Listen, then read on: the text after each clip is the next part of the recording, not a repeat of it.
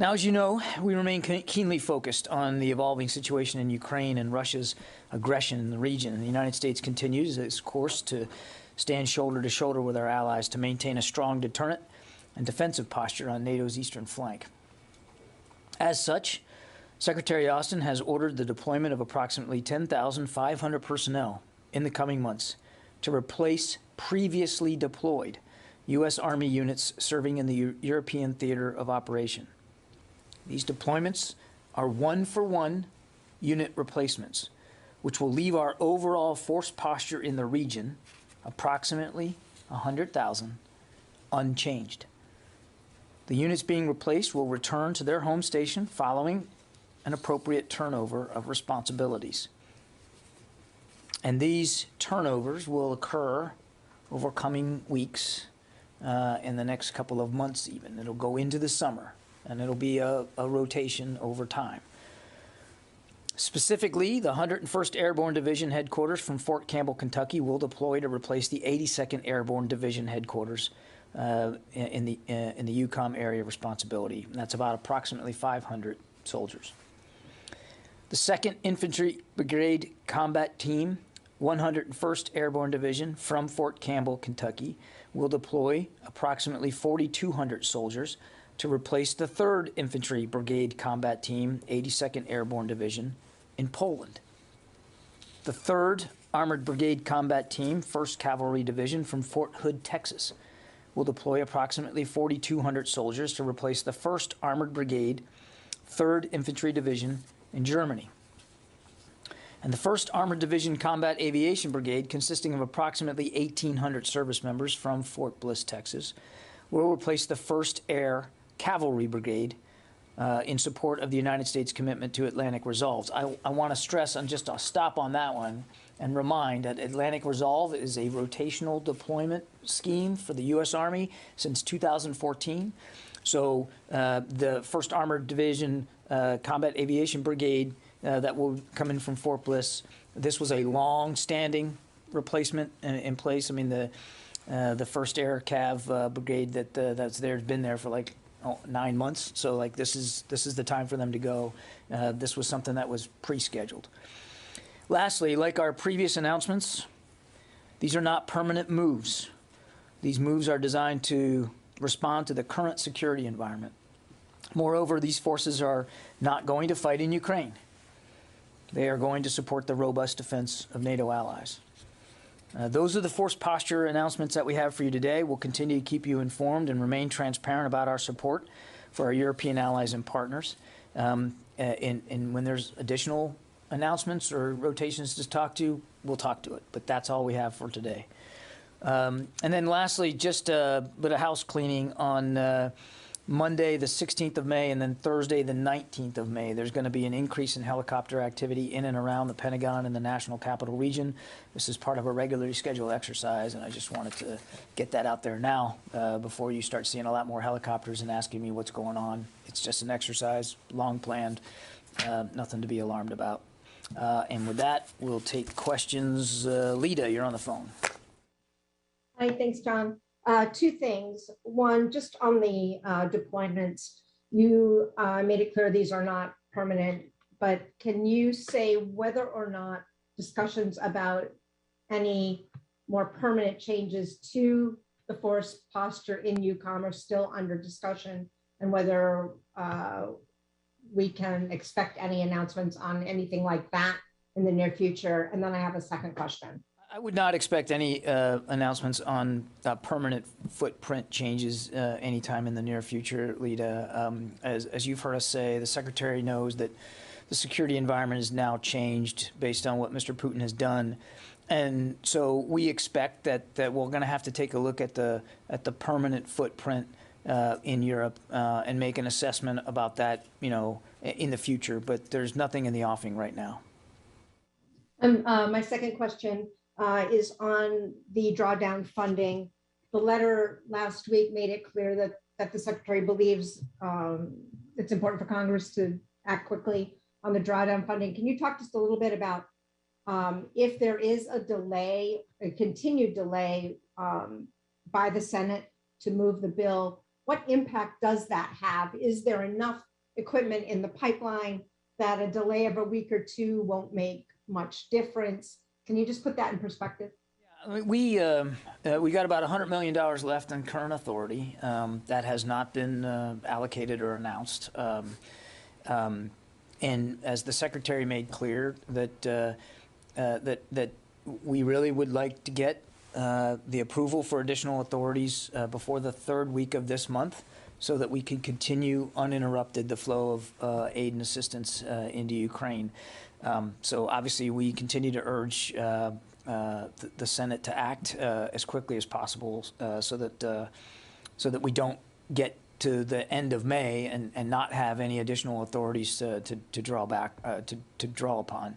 But we believe with the authorities we have left, $100 million we have left, that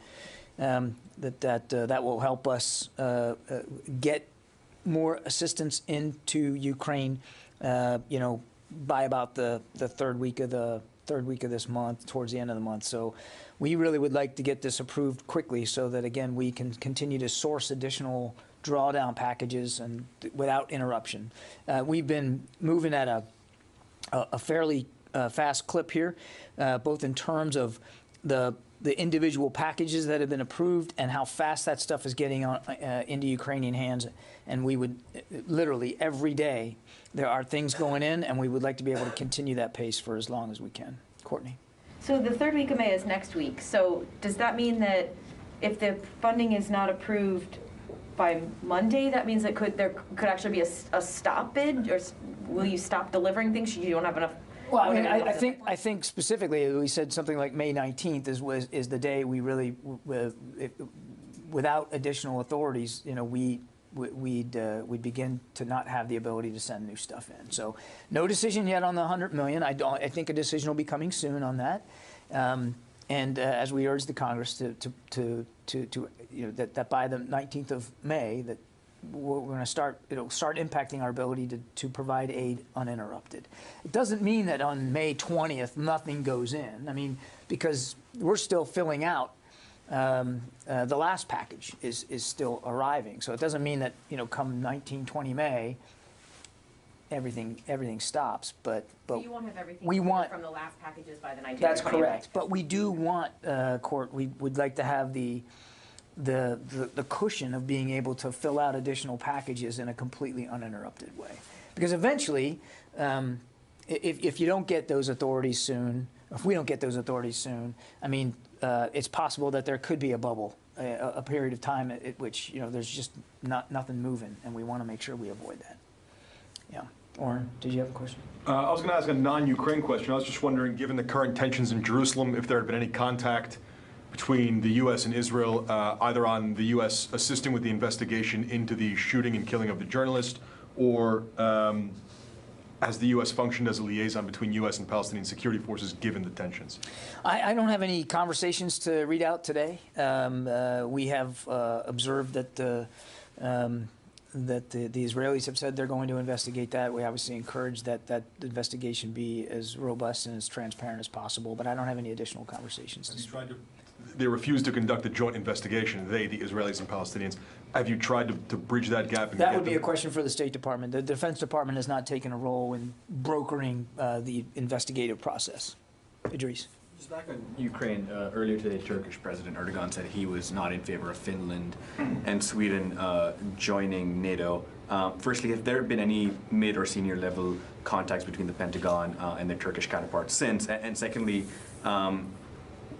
does Secretary Austin, I guess, have a reaction? Was he disappointed? Was he happy? I mean, does he have a reaction to a NATO ally saying no thanks? I would say we're working to clarify, to better understand Turkey's position here, and we'll refer you to the Turks to speak to President Erdogan's comments. Just a bit more further on that. I mean, without going into the specific comments, given that they have been made, does the Secretary believe Turkey is still a helpful NATO ally, or are they causing more problems at this point? Oh, of course. I mean, look, Turkey is a valued NATO ally. That has not changed. I mean, they're a NATO ally,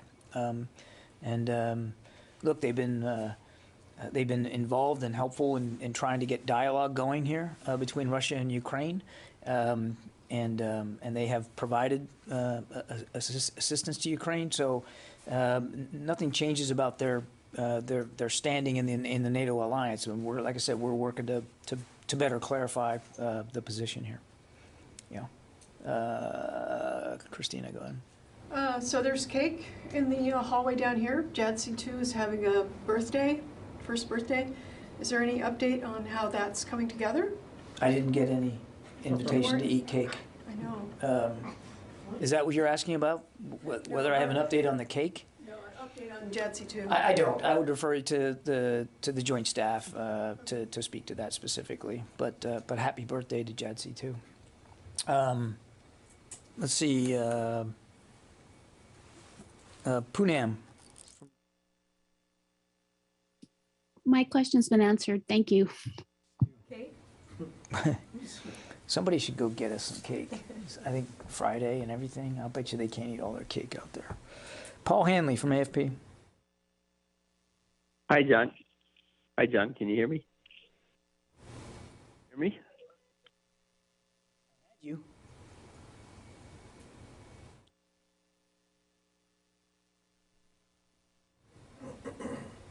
All right, Paul, we'll come back to you. Let's see. Anson from Asahi. Hello. Oh, I think Paul's still on the line. Hi. I don't know. I unmute and then it gets muted. Sorry about that. I'm sorry. Can I ask my question? Hello. Paul, you got me? Yeah. If you can hear me, I wanted to ask, what was Minister Shoigu, what did he have to say about the issue of Finland and Sweden joining NATO? Yeah, look, we gave a readout of it, and I just reiterated that. I'm not going to go into any more detail than what we provided. I think I'm just going to leave it there. Anson? Secretary.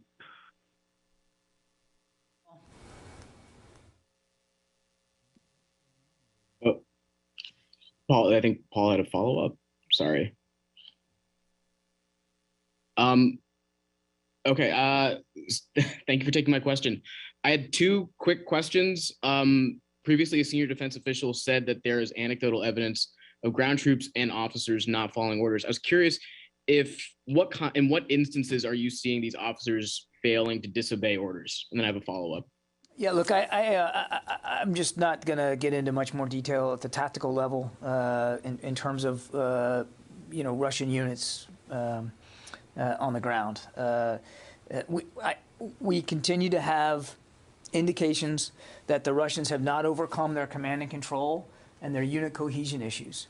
And yes, we have indications that morale continues to be an issue inside certain Russian units. We don't have a fingertip feel of every one, but I'm just simply not going to go into more detail than that. Okay. And then also, a senior defense official recently stated that there are about 105 operational BTGs in Ukraine. Given the extensive losses sustained by the Russians, the Institute for the Study of War has said that the measuring of the number of BTGs is no longer a viable metric for Russian force presence. What is the DOD assessment on the average range of troops per BTG? Has that gone down from the average 800 troops that had been previously seen per BTG? Thanks. Look, we still the average size of a Russian battalion tactical group is between 800 and 1,000 troops, depending on the mission of the BTG. But a BTG can still be operational and have less than 800. I mean, it depends on what it's being asked to do and where it is in the fighting. And I'm not going to get into, again, a blow-by-blow of every single battalion tactical group that the Russians have in Ukraine. The point is that they still have an awful lot of firepower and forces available to them as they continue to prosecute this war now in a more confined space in the Donbass region. And I think I'd leave it at that. Oh, I already got you, Jim. No. I already got you, Jim. Go ahead. Yeah, so, which belies the problem. The Ukrainians have been fighting hard for a long time against a lot of Russians. And how are they still combat effective? I mean, what's the assessment of that? The Ukrainians? Yes. Yes, of course they are. I mean, they're putting up a very stiff resistance in the Donbass and in the south. they have prevented the Russians from achieving virtually any of their strategic objectives thus far in the war. Now, look, both sides have taken casualties. Both sides have lost capabilities, whether that's actual hardware or defensive systems. It's a war, and again, that's why we're trying so hard to make sure that Ukraine continues to have available to it the materials, the systems, the weapons to continue to defend themselves. I certainly would not, nor have we ever, gotten into a detailed discussion of Ukrainian order of battle. I mean, I don't think that we want to get that into the bloodstream, but they absolutely are mounting a stiff and effective resistance to the Russians.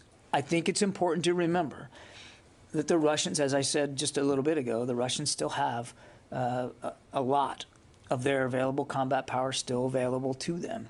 Yes, they have suffered casualties. Some of their units have been depleted, no question. They have lost weapons and systems and platforms, but they still have an awful lot available to them. And this is an area of Ukraine where the Russians are not unfamiliar with, the Donbass particularly. Okay, that's good for a Friday, and hope you all have a good weekend.